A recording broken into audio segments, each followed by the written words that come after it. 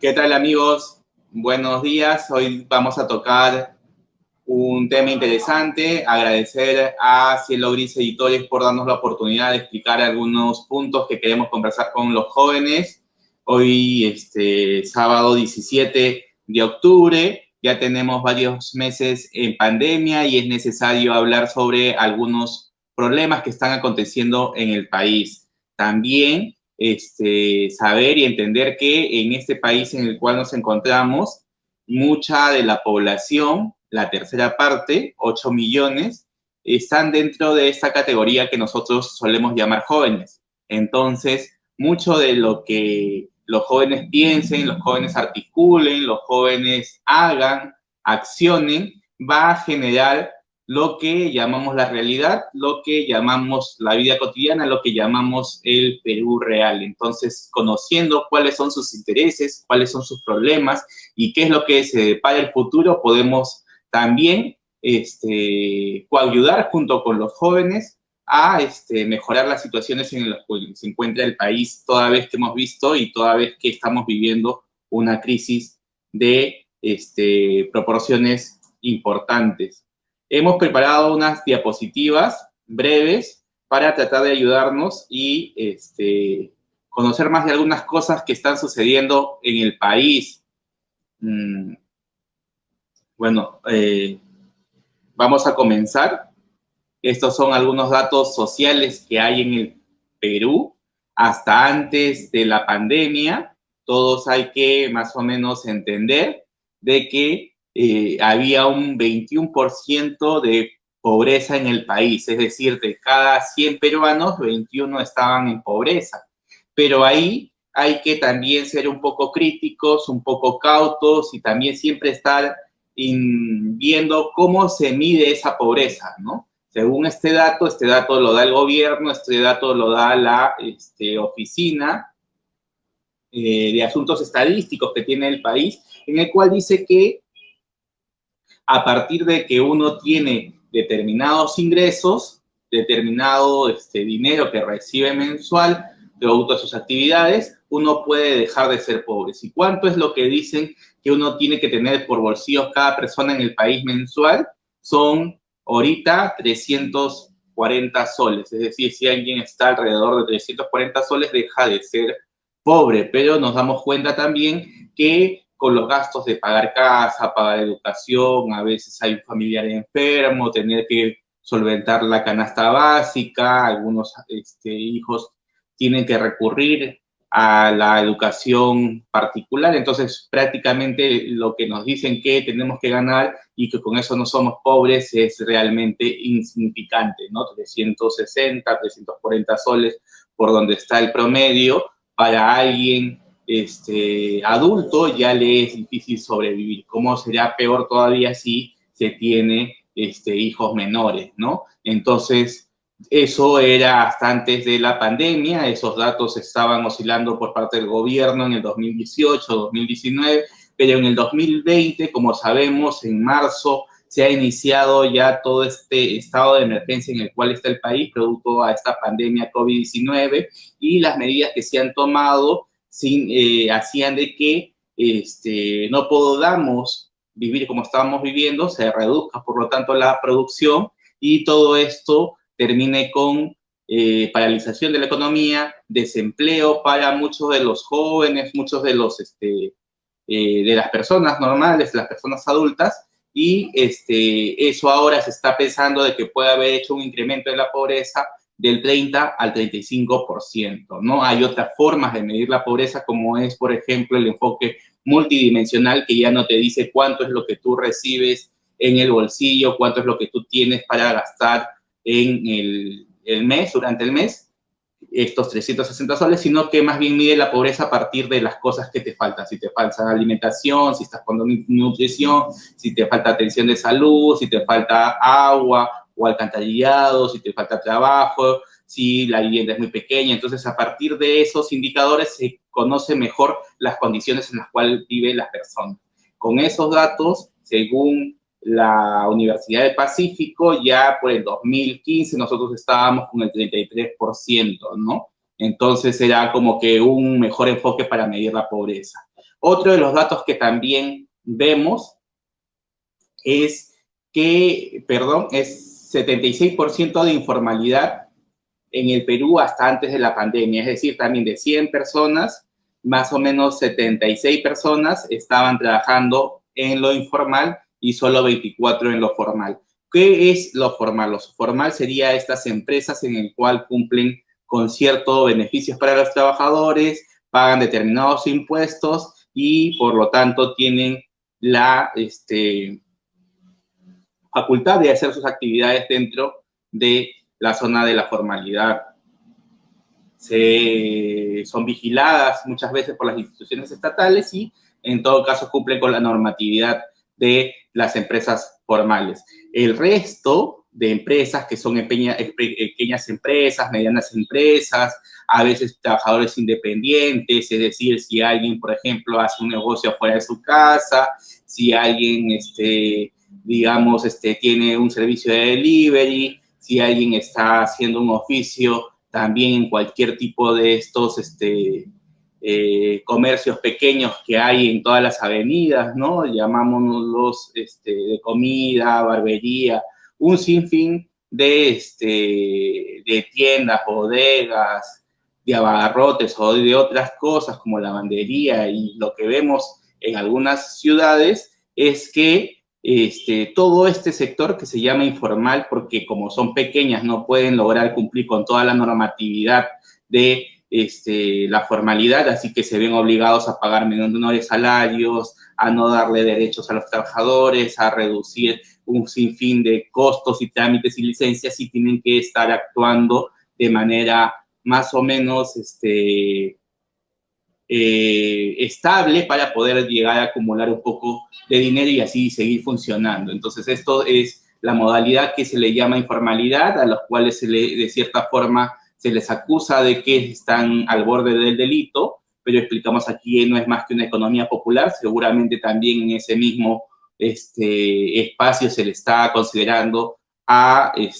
otro tipo de actividades que sí, de cierta forma,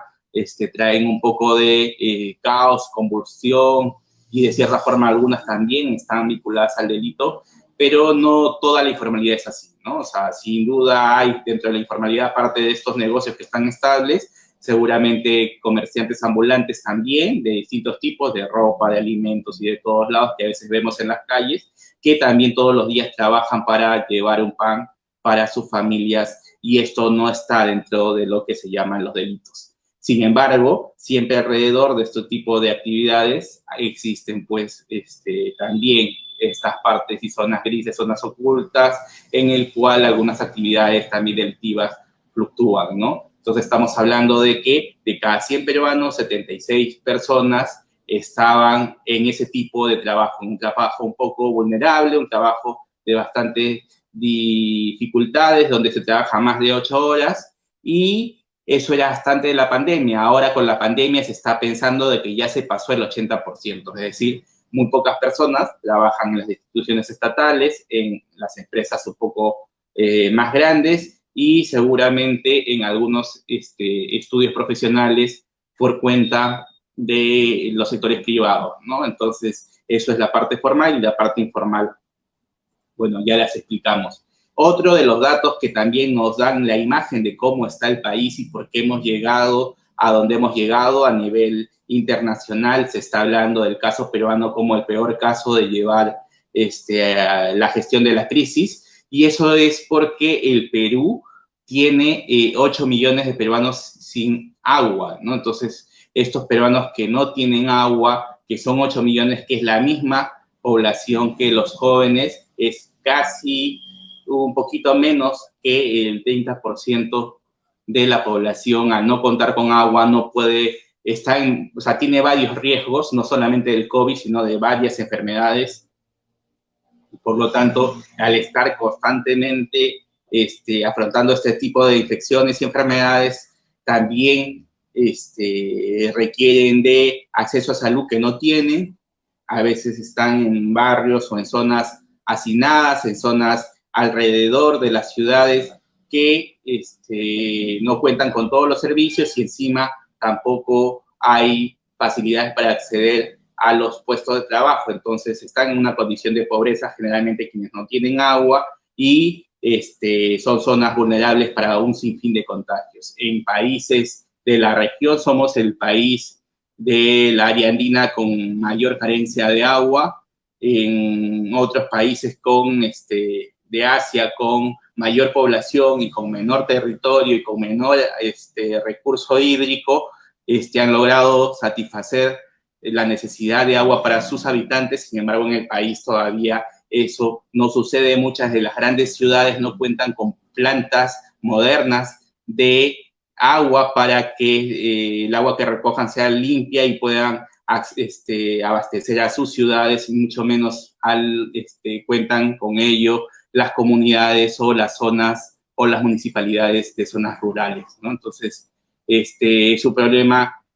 que sin duda muy sensible, porque sin el agua no se puede alimentarse, no se puede tener la higiene adecuada y no se puede inclusive tener un recurso como para hacer otro tipo de actividades que nos generen ganancias, ¿no? Como es el cocinar, como es el hecho de tener negocios vinculados al agua, como lavanderías, como venta de algún tipo de refrescos, como también lavado de autos grandes y todo lo demás. Es decir, el agua lo vemos también como un derecho, pero también como un recurso con lo cual puede dinamizar las economías de la gente. Eso era hasta antes de la pandemia, como le menciono, 8 millones de peruanos sin agua. Sin duda debe ser el primer dato que nos llame la atención a todos. Y otro dato que ya lo habíamos mencionado, el 76% de informalidad que existe. El otro dato social que también es lo que nos enrostra la carencia que tenemos en tanto a los servicios públicos, es que en el Perú confirmados hay 860,000 casos de COVID y por muertes hay 33,000 casos, en todo caso muertes, fallecidos, producto del COVID. Esto es un dato que nos menciona el gobierno. Sin embargo, también otra institución del gobierno, que es el que mide las defunciones y las compara con los años anteriores, dice que estamos alrededor de unos 70,000 muertos. Eso sin duda llama la atención, y por eso muchos de los críticos, periodistas o opinólogos que están en contra del gobierno siempre traen a colación esta data, ¿no? Estos datos en el cual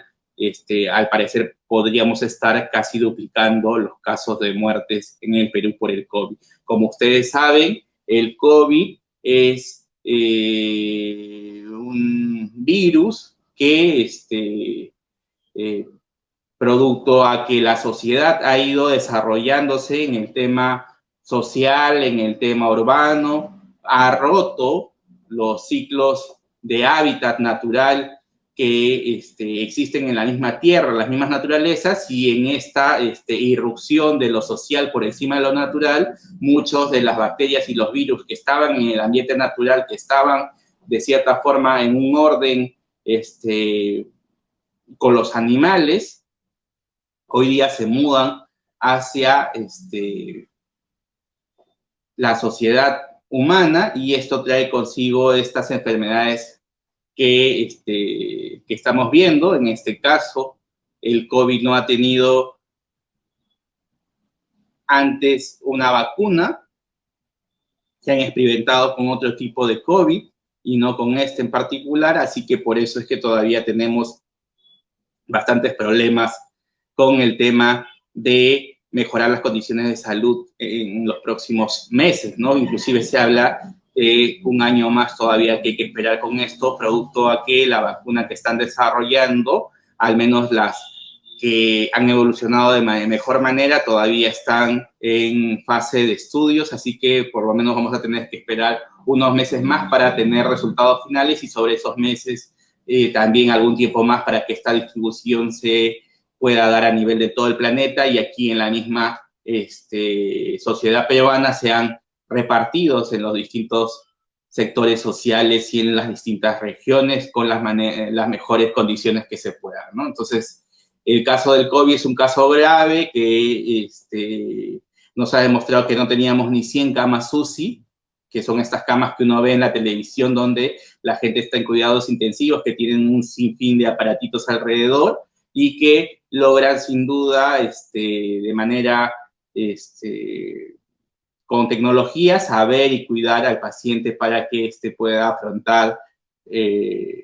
las fases más complicadas de la enfermedad de una manera monitoreada, ¿no? Entonces, esto no lo teníamos, recién ahorita estamos llegando a unos cientos de camas más que lo que habíamos tenido al principio. Eso también ha sido un llamado de atención, ¿no? Otro de los temas sociales que tenemos que tomar con bastante preocupación es que en este tiempo de pandemia, que no ha sido mucho, que más o menos estamos a 7 meses de lo que se había comenzado, han desaparecido 1.200 mujeres, ¿no? O sea, 1.200 mujeres de las cuales no se sabe, salieron de sus casas y nunca más regresaron, sus familias están buscándolas.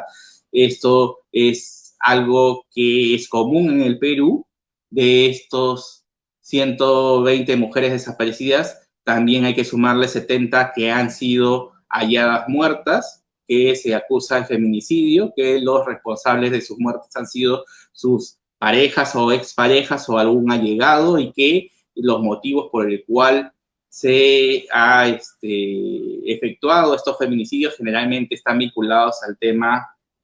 sentimental, al tema del machismo, claro está, pero con una relación muy cercana a las víctimas, ¿no? Estamos viviendo sin duda este fenómeno que es muy difícil, que pone en riesgo a hermanas, madres, distintas mujeres de todos y cada uno de nosotros, y por eso hay que estar alertas. Muchas de las violaciones que se dan para las niñas menores de edad generalmente son hechos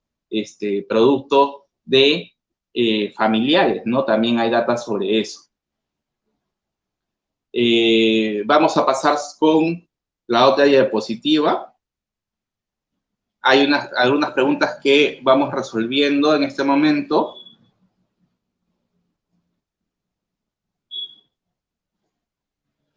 Uno es, por ejemplo, se nos dice de cuáles son las medidas que ha hecho el gobierno para afrontar el COVID. Bueno, el gobierno ha tenido una especie de estrategia con dos aspectos. Por un lado, la estrategia de salud, en el cual ellos mencionaban de que había que encerrar a la gente para ganar tiempo y así implementar las camas UCI y los respiradores mecánicos que iban a traer, y mientras tanto se iba a implementar una de las una de las pruebas, que eran estas pruebas rápidas, y se iba a conocer dónde supuestamente habían los bolsones de gente infectada, y sobre esos espacios se iba a tener un monitoreo. Ya.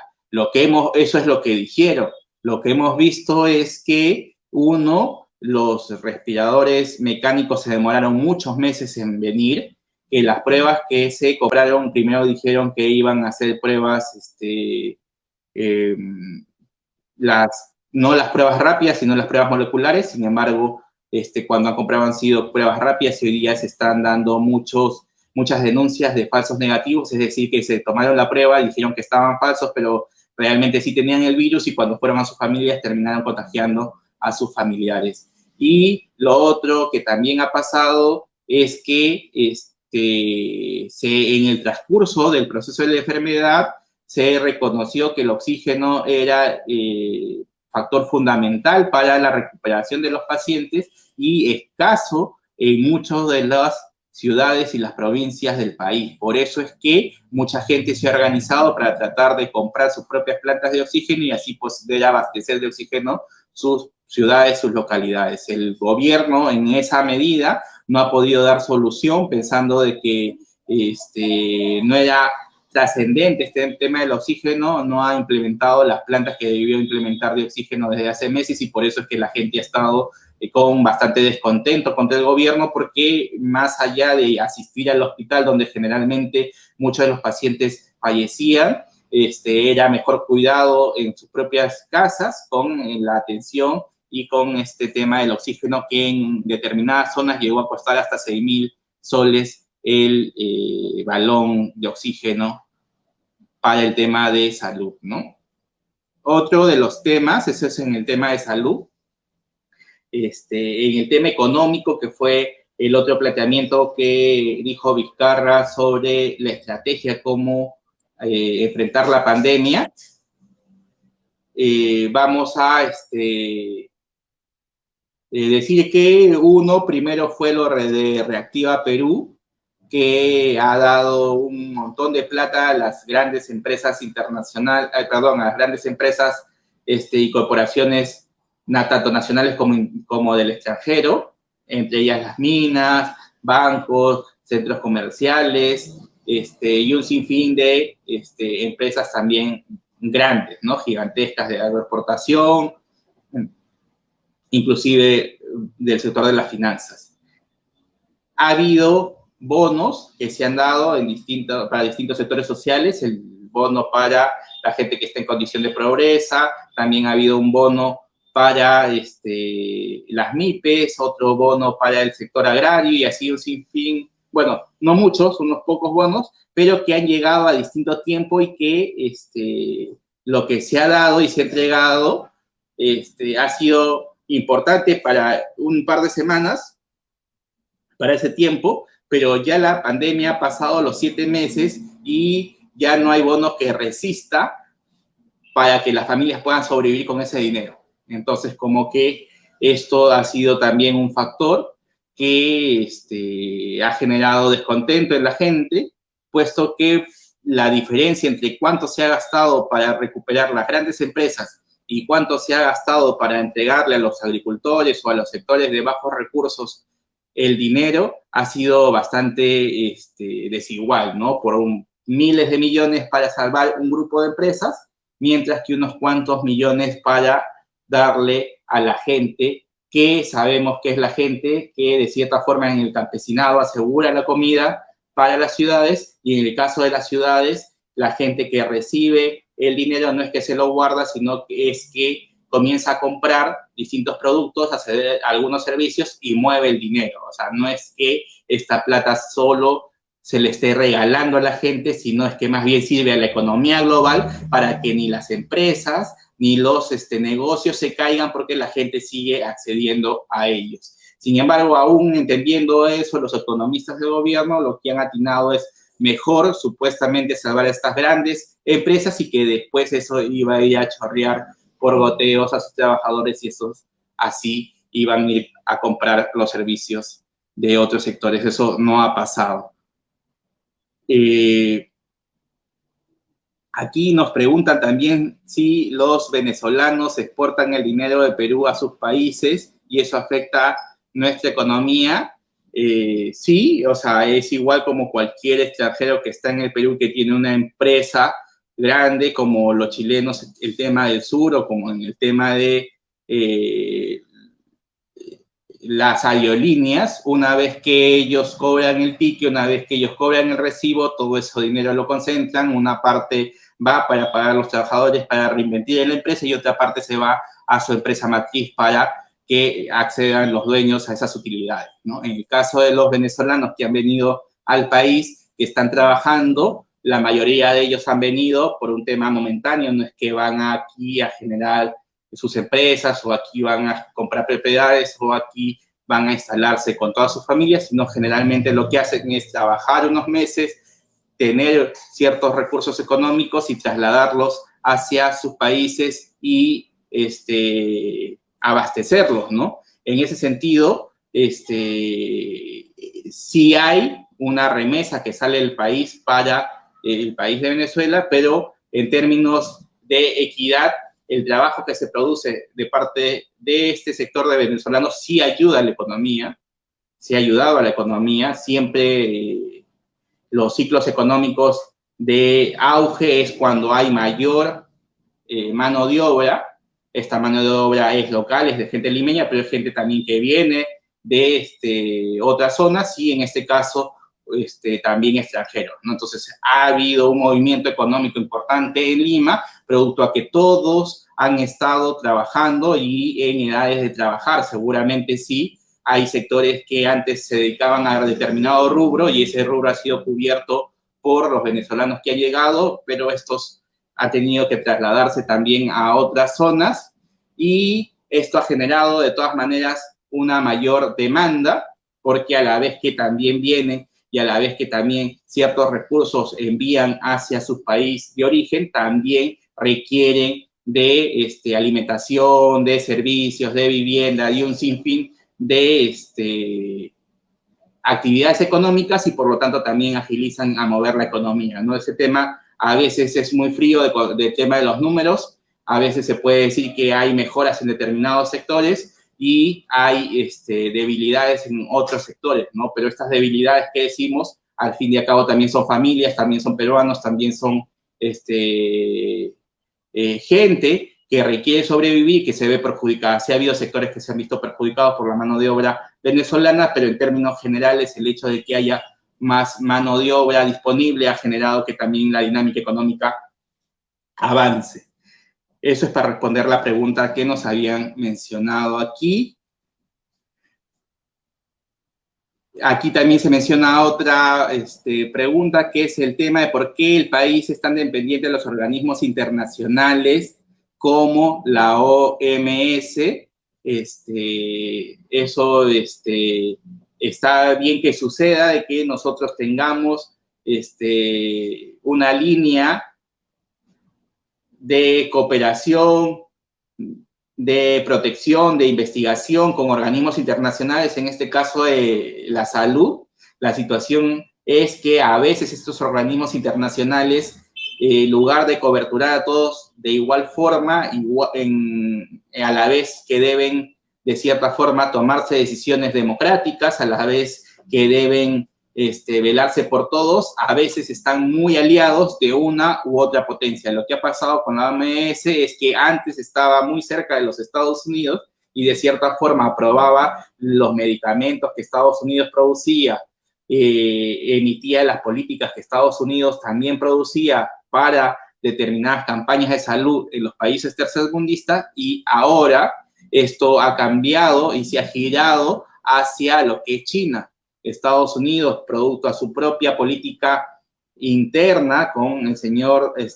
Donald Trump, ya no quiere meterse en estos organismos porque dicen que esto, al final de cabo, lo que le genera es más gasto y no realmente, digamos, lo que ellos esperaban de que se les sometieran estas instituciones a su mandato. Entonces, por eso es que ellos se han retirado de cierta forma de la OMS, y la OMS, para sobrevivir, necesita de recursos, y estos recursos ahora los está dando China. Entonces, de cierta forma, la crítica va de por qué, y de los mismos estadounidenses, es por qué ahora la OMS está con China y ya supuestamente no se alinea con ellos. Sin embargo, aún en estos líos políticos que puede haber de quién es amigo más cercano de quién, lo que sí se necesita es no solamente por el tema de esta pandemia, sino por un sinfín de cuestiones médicas y de salud, que exista cooperaciones entre los países para poder afrontar este tipo de pandemias o terremotos o un sinfín de calamidades que puedan suceder. Inclusive también para las investigaciones, para conocer la cura de enfermedades que quizás en el país existan y todavía no puedan ser curadas. Sin embargo, aún en esa necesidad, la OMS no ha sido, digamos, el mejor exponente para paliar esta crisis, ¿no? Entonces, seguramente se modificarán cosas, alguna gente seguirá y otra gente seguramente también estará ingresando a estos sectores, pero es algo que de cierta forma va a estar ahí y necesitamos tener siempre una articulación con organismos internacionales, en especial la salud, también el medio ambiente, también los sectores de trabajo, para todos coberturar, digamos, mismos temas, ¿no? Seguimos con los datos, mientras que después respondo las otras preguntas que están ahora preguntando. Habíamos dicho que somos 8 millones de jóvenes. Jóvenes se dicen a los a las personas o a los individuos que pasan los 18 años y están hasta los 29 años. Eso según la Ley de Juventud que sacó el gobierno para implementar también esta cuota joven en las elecciones locales y regionales. Entonces, son 8 millones de jóvenes, como vemos es un montón de gente. Si estos 8 millones de jóvenes tuvieran una sola posición política y votaran por una sola persona, no necesitarían de nadie más, porque todos ellos podrían poner, digamos, a un presidente con la mitad de los votos que son. Sin embargo, no es así. Todos los jóvenes tienen distintas posiciones políticas, distintas visiones sobre la sociedad y también distintos intereses y aspiraciones, y por lo tanto son parte de distintas zonas, sectores que existen en la sociedad, ¿no? Y todos no somos homogéneos, todos somos más bien heterogéneos y generalmente se generan conflictos y estos conflictos deberían ser solucionables a través de la política pública, a través de la gestión de una sociedad, a través de la gestión de una municipalidad. Otro de los datos sobre la juventud de este año es que 170,000 personas, jóvenes, dejaron la universidad este 2020, ¿no? Este 2020 que ha habido la pandemia, venían estudiando muchos jóvenes en universidades particulares debido también a los problemas que tienen las universidades estatales. Y resulta que ya a la fecha 170,000, un poco más inclusive, han dejado la universidad y no van a continuar con sus estudios. No sabemos si el próximo año se volverán a matricular o simplemente dejarán la universidad. ¿Eso qué significa? Eso significa que ha habido gente que se ha esforzado, ha trabajado mucho, ha invertido recursos para su formación y ahora esos recursos, no creo que se hayan perdido, pero de cierta forma se ha estancado debido a que hasta que se pueda culminar los estudios, a muchos se demoran también en acceder a empleos un poco más estables, ¿no? O sea, todavía el país es un país tan desigual que se requiere de un sinfín de acreditaciones y relaciones para poder establecerse uno en un trabajo más o menos estable, digno, ¿no? Entonces, por ahí es que el hecho de que los jóvenes no terminen de la carrera, no terminen de formarse como profesionales, los perjudique a la hora de que no puedan poder tener empleos en el cual logren tener algunos derechos laborales, se le den condiciones adecuadas y dignas para que trabajen, ¿no? Otro de los temas también importantes a tocar, y esto es un dato que no se ha querido tocar mucho, pero que ya desde hace algunos años se está trabajando, es el tema de los NINI, de quiénes son los jóvenes que ni estudian ni trabajan. En la encuesta de empleabilidad que se hizo en el 2018, que tiene como conclusiones a que hay 6.5 millones de jóvenes que no trabajan ni estudian. Es decir, si somos 8 millones de jóvenes, son 6 millones y medio los que, como vuelvo a mencionar, no trabajan ni estudian, ¿no? Esto no quiere decir que no haya trabajos cocachuelos momentáneos, pero a la hora de contestar la encuesta no estaban ocupados, o sea, no tienen un trabajo al cual tengan que ir a la mañana y regresar en la noche, sino generalmente tratan de buscarse la vida un día sí, o de aquí a 4 o 5 días o trabajan otro día más, o hay muchos que ya hace 6 meses que no trabajan. Ese es un tema bastante preocupante, pues que si se requiere una sociedad que se desarrolle, se requiere a la gente trabajando, ¿no? Y el hecho de que no trabajen no solamente es porque, son unos vagos, o no quieren trabajar, o son personas, supongo, a veces la gente les dice de mal vivir o algo por el estilo. No, la gente entrevistada en esta ocasión ha sido gente que,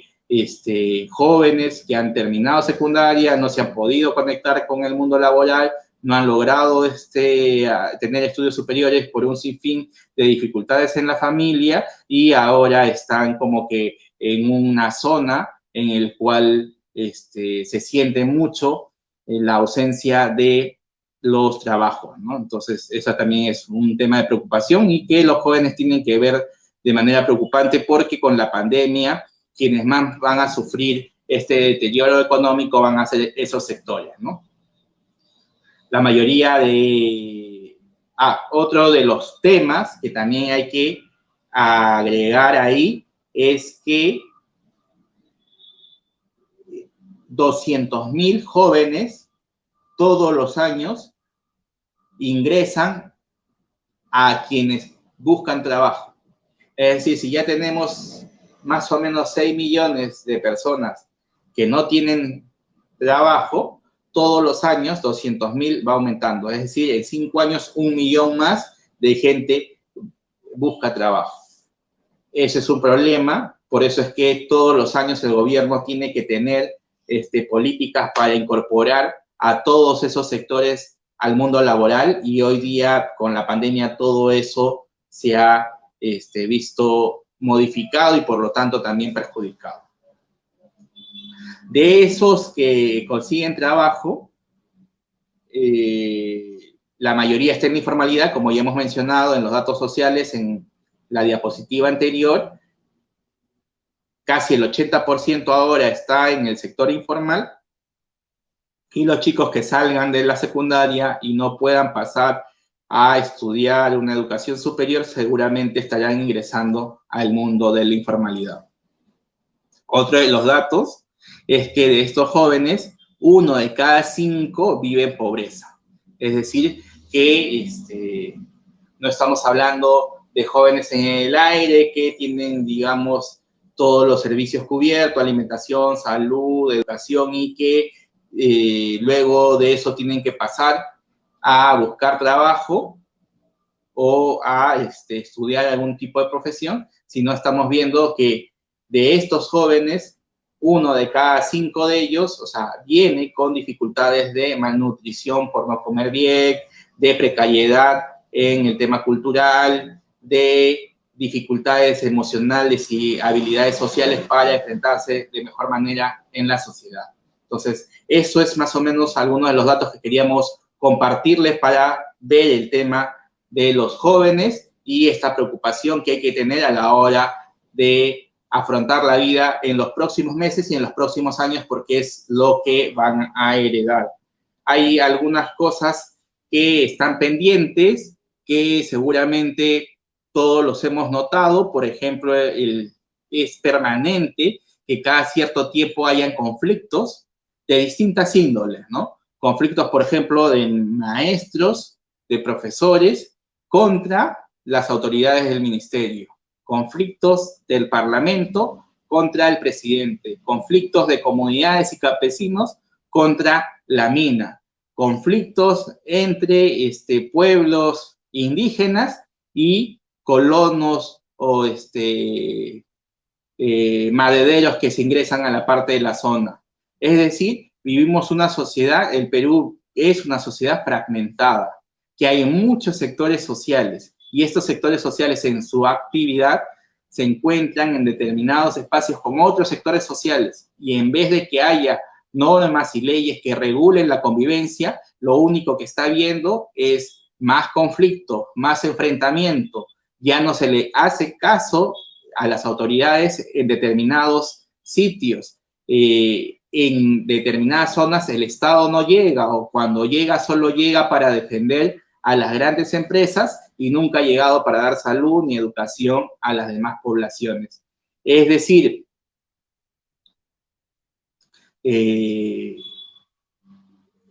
para parar estos conflictos se requiere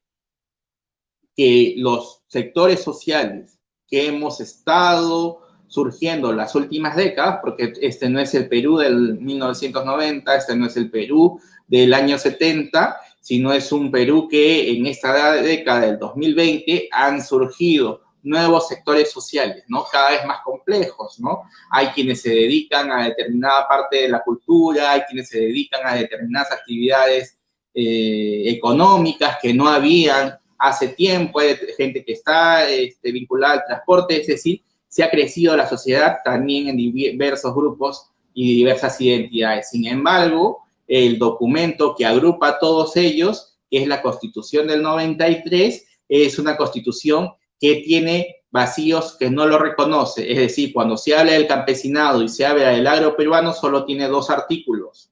Un artículo que dice si es que se pueden vender las tierras y otro artículo de que el Estado no puede invertir en ellas mientras que haya un privado para que pueda hacer eso, ¿no? Entonces, no se ve en ese documento, en esa constitución, ningún artículo sobre las rondas campesinas, sobre las comunidades campesinas, sobre sus derechos, sobre si es que tienen un sinfín de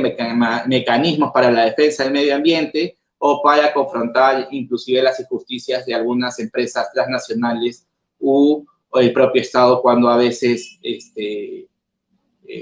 se pasa de sus atribuciones. Entonces, si eso sucede en un sector social,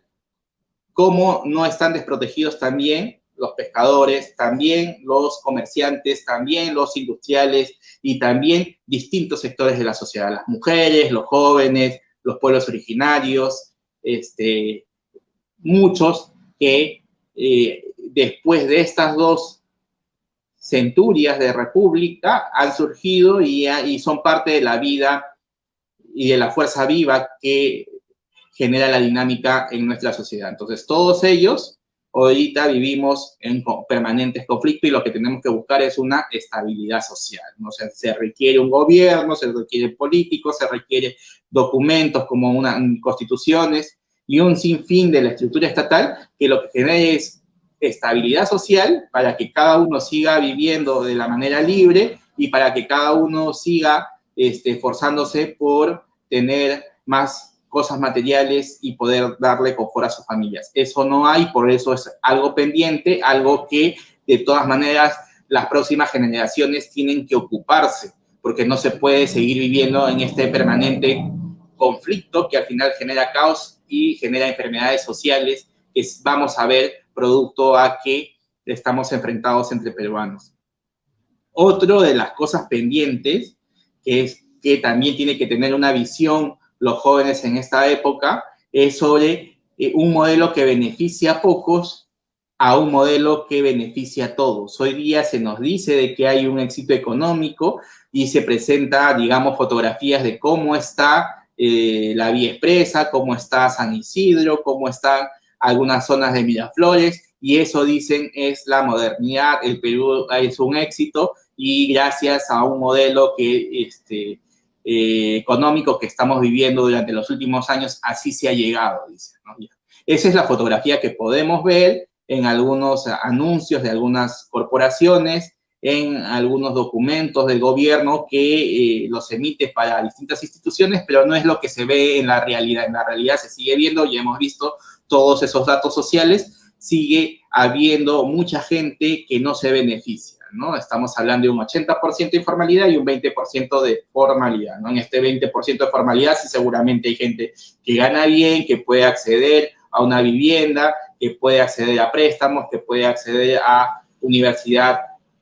privada de calidad, a seguridad privada, a clínicas privadas, digamos, ¿ya? Pero el 80% del país no está en ese beneficio de ese modelo económico. Entonces se tiene que pensar en un modelo económico que haga posible que todo el país sí se beneficie de lo que se están beneficiando unos pocos. Es decir, si van a haber actividades económicas que van a traer inversión al país, esta inversión no se quede en 3 o en 4 grupos o corporaciones grandes, de grandes empresas que pertenecen a algunas familias y al final solamente ellos hagan negocio con estas transnacionales que traen inversión, sino más bien si realmente el Estado pueda tener la capacidad de cobrarle importante cantidad de impuestos producto a la actividad que están haciendo y con eso garantizar obras de calidad para que la gente sí realmente pueda tener acceso a infraestructura y no como ahora, por ejemplo, que todavía tenemos pendientes en el mismo Lima, en distritos cercanos al centro todavía se carece de más escuelas, de más comisarías, de más postas, de mejores hospitales, de mejores vías de acceso y un sinfín de temas más que quedan pendientes. Por eso es que necesitamos entender que debemos pasar de un modelo que beneficia a pocos a un modelo que beneficia a todos, ¿no? Rescatando lo mejor que hay en el país para que esto sirva para todos. Otro de los temas es la integración. Habíamos hablado de los conflictos sociales y cuando a veces vemos las noticias, no es que estos conflictos sociales siempre estén en Lima, hay conflictos sociales que llegan a Lima, hay veces hay movilizaciones, marchas, y pasa algo en la coyuntura política y la gente sale a protestar en el centro de Lima, pero generalmente hay otros problemas que no salen en la televisión y que más bien perjudican a la gente en las regiones, perjudican a la gente en provincia, y son los pueblos en las regiones y en las provincias que ya no se sienten tan cercanos al presidente, al Estado, a la policía, ni siquiera a los emblemas ni a la imagen del país. Entonces son pueblos que se están cada vez teniendo desesperanza y desazón con este país que tenemos, ¿no? Entonces, cuando se habla de cosas pendientes, se habla también de que debemos integrarnos todos, de que no solamente los políticos gobiernen para los sectores urbanos y sectores en la capital, sino que se vea el país como un todo y sepamos que existen pueblos hermanos, que existen hermanos y compatriotas peruanos que requieren también integrarse a esta repartición, porque al final es repartición de la riqueza nacional a partir de un sinfín de programas sociales y políticas públicas que ayuden a mejorar, al menos en las condiciones de vida, ¿no? Es inhumano que sigan careciendo de agua, en especial mucha gente que está en las zonas rurales, que se siga careciendo de alcantarillado, se siga padeciendo de electricidad, o del internet. Ahora que la educación se vuelve cada vez más virtual, se requiere que todo el país esté conectado con servicio de electricidad y con internet. Eso hace que los pueblos estén integrados y que no tengamos, o en todo caso reduzcamos esta conflictividad que siempre está habiendo o siempre estamos viendo por los medios. El otro tema es el cuidado del medio ambiente. Si bien las generaciones anteriores no se preocupaba mucho de este tema, estamos viviendo una de las crisis más tremendas que existe en la humanidad. No solamente es una cuestión política, no solamente es una cuestión económica, sino que se puede alterar la vida en el planeta si es que seguimos haciendo las cosas como las estamos haciendo, ¿no? Se requiere por eso pensar el ambiente de manera diferente, cuidarlo y buscar cómo aliviar todos los impactos que hemos hecho como seres humanos y con toda esta forma de producción para que se recupere también la vida en el planeta, ¿no? Entonces nosotros como peruanos tenemos una gran fuente de vida que es el Amazonas, que es el río Amazonas, pero toda la zona de la selva peruana, y necesitamos tener un enfoque de ese cuidado, porque lo que sucede, si no, es que a la hora que se deforesta, a la hora que se hacen actividades extractivas en zonas naturales tan ricas ecológicamente, lo que se perjudica no solamente es esos kilómetros alrededor de esa explotación, sino todo el planeta, porque en términos generales, estos bosques que se terminan talando sirven para limpiar el oxígeno de tanta contaminación que el ser humano termina produciendo a la hora que desplaza sus actividades económicas. Otro de los temas es el tema de la equidad. En este tema de la equidad es la equidad de género, pero también es una equidad con todos los sectores vulnerables más que existen, ¿no? Se requiere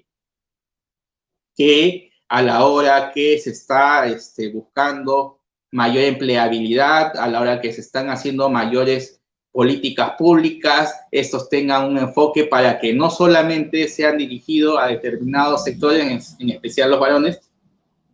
sino que sean dirigidos para ambos géneros y que se permita eso, o sea, la autonomía de las mujeres a la hora de actuar en la sociedad,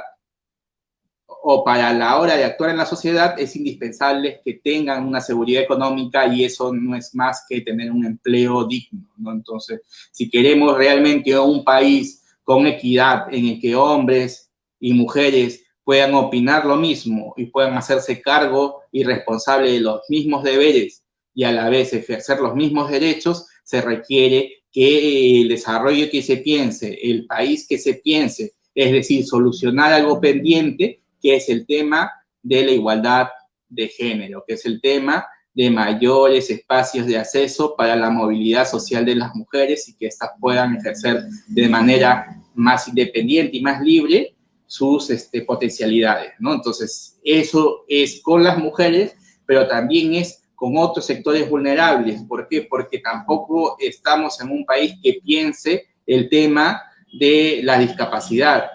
Y sin embargo, tenemos un país que de cada 8 personas hay una persona que tiene cierta discapacidad. Entonces, teniendo poblaciones en las cuales son peruanos, somos hermanos y requieren de mejorar la accesibilidad para que todos tengamos las mismas oportunidades, entonces hacia ese Perú hay que dirigirnos, hacia ese Perú hay que ver. Igual con el tema de las minusvalías, igual con los grupos originarios, igual con otros sectores que, como ancianos, como infantes, que también forman parte de los grupos vulnerables de este país. Por eso, ¿cómo cerramos todas estas cosas? ¿Cómo logramos solucionar los conflictos sociales para dar mayor estabilidad? ¿Cómo agarramos y hacemos un modelo que no beneficia a pocos, sino que beneficie a todos? ¿Cómo integramos los pueblos de distintas partes del país que a veces rechazan la política nacional porque estas más bien los perjudican? ¿Cómo cuidamos el medio ambiente y no dejamos que más bien los delincuentes y los criminales se queden con nuestros recursos naturales? ¿Cómo hacemos de que vivamos en un país con mayor equidad, con mayor igualdad, en el cual todos nos sintamos plenos y desarrollados? Creo que un inicio para todo eso es el cambio de constitución, porque un cambio de constitución es sí un documento en el cual uno revisa ese documento y hace caso porque se supone que es la carta magna y la que debe dirigir un país, sí, pero esa constitución es una discusión. Esa constitución es un consenso, son acuerdos, es no solamente el documento, sino es el debate en el cual los representantes de los distintos sectores se tienen que llegar a un acuerdo, tienen que ponerse de acuerdo y tienen que definir cómo se van a comportar todos estos sectores de aquí para adelante. Es decir, si va el Estado, tiene que definir si existe un problema entre una gran minería, ya, que explota, que contamina, y está el pueblo, un pueblo que no quiere y no acepta este tipo y esta forma de cómo se viene manejando la producción minera, entonces el Estado tiene que ser un árbitro y tiene que mediar. No puede ser un Estado que diga, todos estamos a favor de esta gran empresa transnacional y más bien utilicemos la fuerza del Estado, los policías y los militares para atacar a este pueblo que ha estado aquí durante cientos de años y para que la mina siga su curso. No. Entonces, por eso es que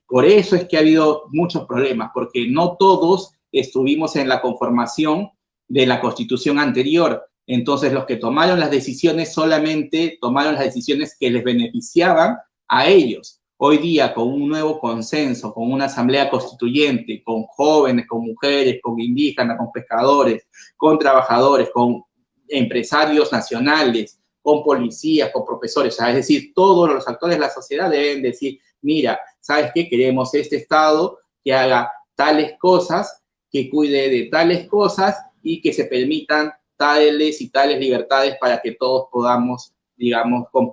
competir con las mismas oportunidades. Entonces necesitamos esa decisión política que no sale de los políticos, que no sale del gobierno, sino que sale de la sociedad organizada, la sociedad que ha llegado a un momento en el cual quiere expresar su voluntad política en una nueva constitución. Solo con eso se podrá tener la legalidad y para poder enfrentar y atacar muchos de los males que hay en el país, como la corrupción, como el narcotráfico y como la contaminación minera criminal que hay en algunas zonas y un sinfín de problemas más, ¿no? Entonces, esta exposición que hemos dado hoy día ha querido sentar una línea, ¿no?, entre cuáles son los problemas sociales que estamos viviendo hoy, que veníamos viviendo desde antes de la pandemia, cuáles son los problemas de la juventud que se viven actualmente y que también se vivían desde antes de la pandemia, y cuáles son las cosas pendientes que hay que hacer. Entonces, para ya terminar esta exposición, creo que esto se resume en algunas cosas, ¿no? Si sabemos los datos en el cual estamos viviendo, es que estamos en el aspecto educativo, necesitamos formarnos y educarnos y saber en qué país vivimos, saber qué recursos hídricos contamos, cómo es la ribera amazónica, qué es lo que tenemos y guardamos en nuestros cerros en la sierra, y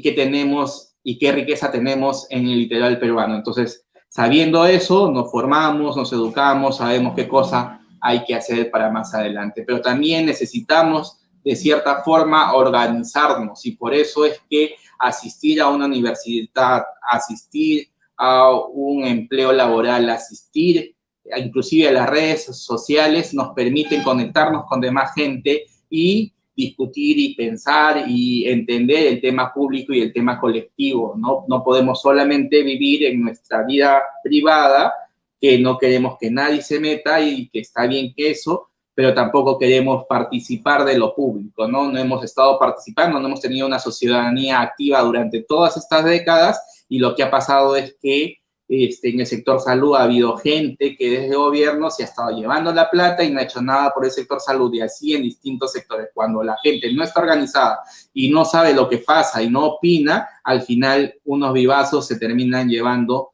todo para sus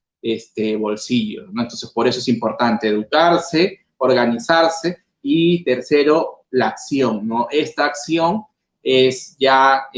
una acción de participar siempre en todos los temas públicos. Uno de esos es hacer la política y participar de elecciones, pero en el transcurso de la vida social de cada uno de los jóvenes durante los próximos años, lo que siempre va a haber es actividades públicas donde hay que opinar, donde hay que dar un punto de vista, donde no hay que ser, digamos, temeroso a decir lo que realmente está entrando en nuestro país, y llegar a niveles de actividad, ¿no? Si hay que hacer actividades en zonas en el cual se requiere nuestra ayuda, hay que estar ahí dispuestos a poner el hombro. Si hay que mejorar los barrios, mejorar la participación vecinal, si hay que cuestionar al alcalde, si hay que inclusive prepararse y formarse para después asumir cargos dentro del Estado, eso todo es acción que está siempre vinculado a la juventud, ¿no? Los jóvenes siempre quieren cambiar las cosas, siempre están animosos por activar y por hacer muchas cosas, y creo que eso sería uno de los desafíos muy importantes, ¿no? Volvemos a repetir: la educación, la organización y la acción. Muchas gracias. Esto ha sido un breve comentario sobre las dificultades de los jóvenes en estos días, las dificultades que está afrontando el país en estos días, y algunas tareas que se requieren entender para activar, ¿no? Muchas gracias.